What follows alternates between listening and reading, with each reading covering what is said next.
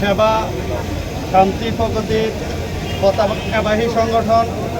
বাংলাদেশ আওয়ামী স্বেচ্ছাসেবক লীগের নবগঠিত লালমাই উপজেলা কমিটি গঠনকল্পে আজকের এই পথসভায় উপস্থিত সর্বস্তর নেতৃবৃন্দ সবাইকে আমি জানাই লালমাই উপজেলা আওয়ামী স্বেচ্ছাসেবক লীগের নবগঠিত কমিটির পক্ষ থেকে আন্তরিক শুভেচ্ছা ও মুজিবীয় সংগ্রামী অভিনন্দন। প্রিয় সুধীবৃন্দ, সম্প্রতি গতকাল রাত্রে কুমিল্লা দক্ষিণ জেলা আওয়ামী স্বেচ্ছাসেবক লীগের সভাপতি আমার নেতা জনাব সাইফুদ্দিন বাপ্পু ভাই এবং মহসিনুর রহমান মহসিন ভাই যে স্বেচ্ছাসেবক লীগ কমিটি গঠন করেছে, আমরা সবাই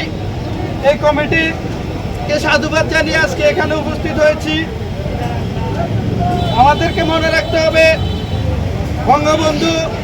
শেখ হাসিনা যে স্বেচ্ছাসেবক লীগ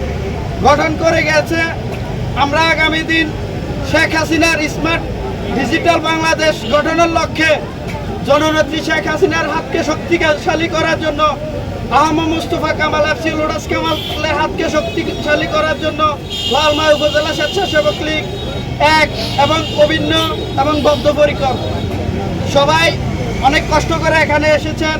সবাইকে আন্তরিকভাবে শুভেচ্ছা অভিনন্দন জানিয়ে আমি আমার বক্তব্য এখানে শেষ করছি।